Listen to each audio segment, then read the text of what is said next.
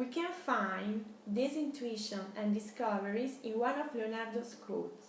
In Disputa pro e contra, le leggi di natura, Code Arundel 1478 to 1518, he writes, Nature, being eager and taking pleasure in creating and making lives and forms over and over again, because it knows they are an increasing of its earthly matter, is willing and faster in creating than time in using up, and so it ordered many animals should become food to one another, and this not satisfying such a desire, it often gives off a kind of poisonous and pestiferous vapour and a continuous plague over the great reproducing and flocking together of animals, and above all over men, who increase so much because other animals don't make them their food, and once causes are taken away, effects will fail.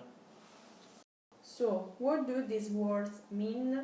Leonardo predicted certain scientific facts before they were explained by modern scientists at the beginning and the second half of the last century. Now we analyze the first part of the sentence of Leonardo.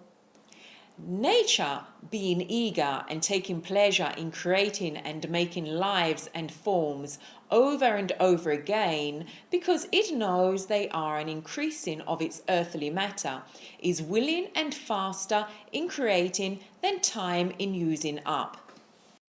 Leonardo defines nature in the original text with the adjective vaga. The etymologic dictionary says that vaga comes from the Latin word vagus, wandering, and in the figurative meaning irresolute, inconstant, fickle. It also says that vaga means eager, which is enthusiastic. This is a very poetic way to anticipate and highlight his next word, taking pleasure.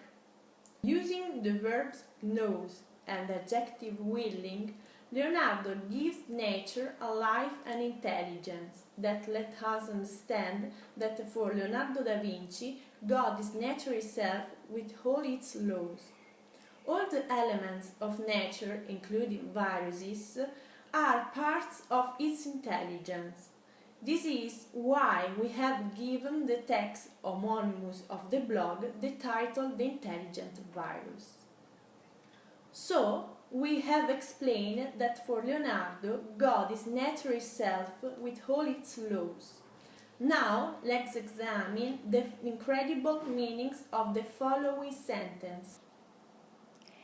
It is willing and faster in creating than time in using up. Practically, Leonardo means in animal population and particularly in man, when two beings of different sex mate, they produce an average two or more offspring. Then in turn, the offspring mate and produce two or more offspring. Before the ancestor, animal or man, have died out, four or more creatures of the same species are produced. This causes a natural tendency for any animal species to increase. This law was stated by David Luck with his book The Natural Regulation of Animal Numbers, published in New York in 1931. While Luck referred to animals, Leonardo understood that his law was overall for men, which I will explain later. So Leonardo's words, than time in using up, are full of meanings.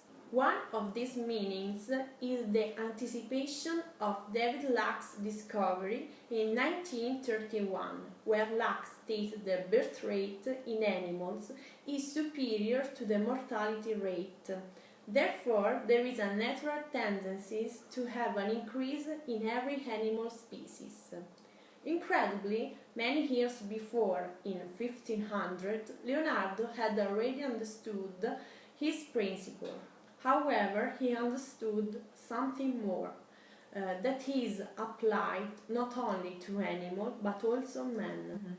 Leonardo's discoveries is in reality a deeply scientific meaning of the words in the Bible, go forth and multiply.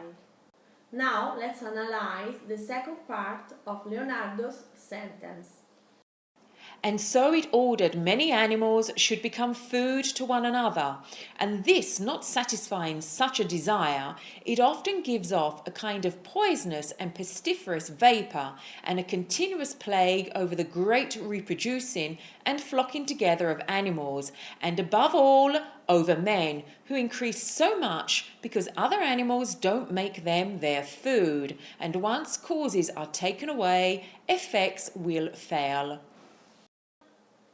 So, what do the next words of Leonardo mean?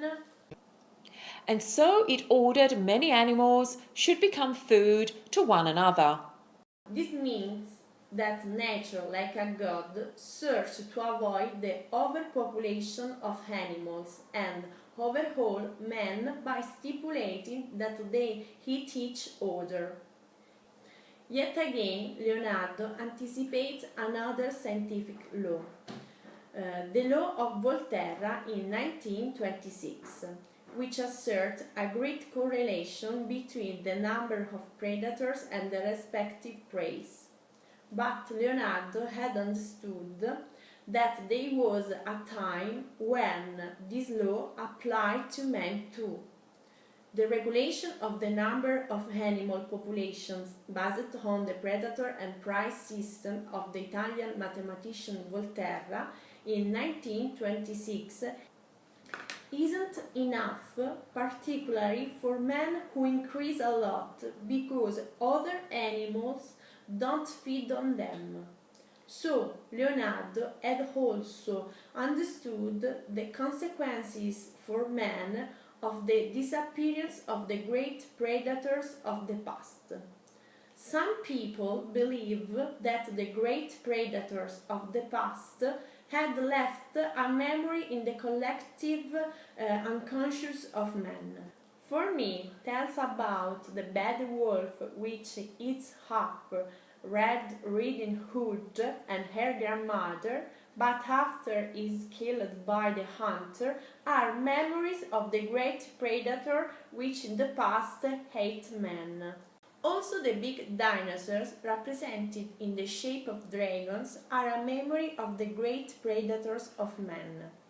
How could Leonardo have understood, and what's more, anticipated early in the 1500s, the problem of human overpopulation? These questions simply leave me breathless. Let's return to his words. And this not satisfying such a desire, Leonardo realized that the predator-prey system was no longer sufficient in regulating the number of human beings. Leonardo says, nature often gives off a kind of poisonous and pestiferous vapour, and a continuous plague over the great increasing and flocking together of animals, and above all men who increase so much. With these words, Leonardo anticipates the function of epidemics as regulators of the human population.